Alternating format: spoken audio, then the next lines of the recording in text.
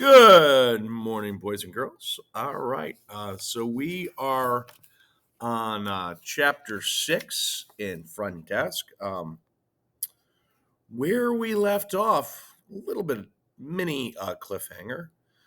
She needed to do a wake up call. Mia, who's the main character, needed to do a wake up call for Mr. Stein. And the last words we heard were, "Then the morning came." Let's see how this went over. All right, chapter 6. Mrs. Clifton from room 5 came running up to the front office at the crack of dawn in her pajamas. She banged on the window. "Open up! I need to speak to the manager." My parents and I jumped out of bed and buzzed her in. What's wrong?" "I got a wake up call for no reason at 6 a.m. That's why." The darn phone system. It must have mixed up waking Mr. Stein in room 6 at 5 a.m. with Mrs. Clifton in room 5 at 6 a.m. At the thought of Mr. Stein, I froze. Uh-oh. I glanced at the clock on the wall. 6:10. He was going to miss his very important meeting. I raced out the back door in my pajamas and across the motel, nearly crashing into Mr. Stein. As his door swung open, Mr. Stein stepped out of the room in his robe, squinting at the morning sun. "What time is it?" he asked. I swallowed hard. We had to give both Mr. Stein and Mrs. Clifton refunds that day. As I handed back the dollar bills I had worked so hard to collect, my dad put his hand on my back while I fought the tears in my eyes. It brought me straight back to Mrs. Fletcher's class last year.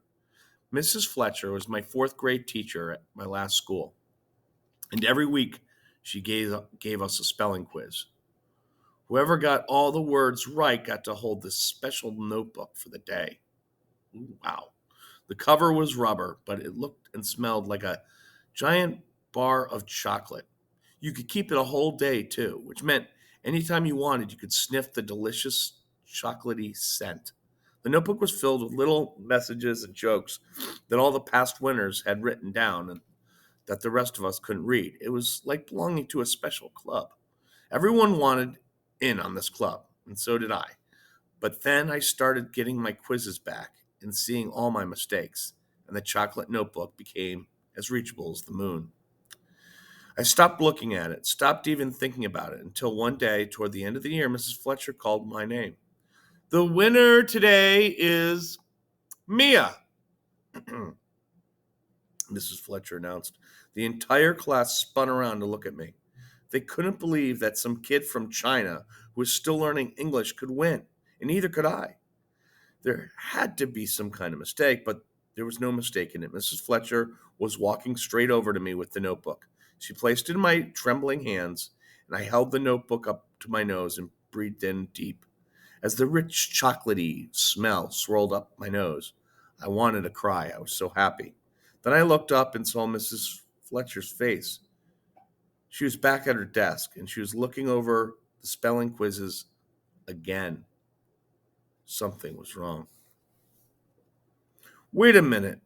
Hang on. There's a mistake here." She frowned. "Mia, I'm going to need to take the notebook back." I shook my head and clenched the notebook tight. "No, you can't do this. You can't take it away. You just gave it to me." But she did. She got up, walked over, and snatched it right up from my hands, just as swiftly as she placed it there.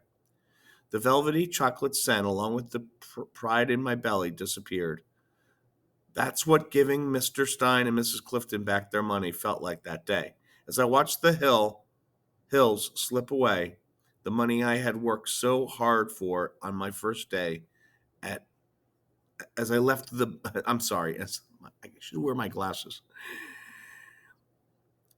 As I watched the bills slip away, the money I had worked so hard for my first day at the front desk, I wondered which was better, to have had something for just a second and then have it taken away, or to never have it at all.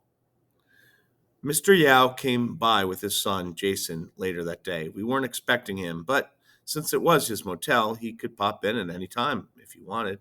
Jason and I sat in the front office while our parents talked in the living room. While he fiddled with the keys, I tried to make conversation. So, I checked a bunch of customers in yesterday, I said. He barely looked up. He wasn't much of a talker. And it went super well, I said cheerfully. I left out the part about Mr. Stein and Mrs. Clifton. He didn't need to know about that. In the next room, our parents' voices grew louder. Uh-oh. That's not what we agreed to, I heard my mom say. Oh boy. Says right here in the contract. Terms may change from time to time, Mr. Yao replied. Jason and I looked at each other and we both ran into the living room. But it's only been 2 days. You said we could have $5 a customer, my mom said. Those were your words. I said $5 a customer, not including the first 10 and the weeklies. Oh. I jumped to my mother's defense. You didn't, I said. You said $5 a customer. You never said anything about first 10 or weeklies. No, I heard him say it, Jason insisted. I narrowed my eyes at him. You weren't even here. You went to your room, I cut back. Enough, Mr. Yao yelled. That's the deal. Take it or leave it. I looked over at my mom. I could tell she was calculating how much money we were losing under this arrangement. A lot from the way she was chewing her cheek. I turned to Mr. Yao and tried again. Please, I said to him. We're working really hard. My parents didn't even finish cleaning until 8 last night. And the customers, they aren't so easy to deal with. We had to give 2 refunds this morning.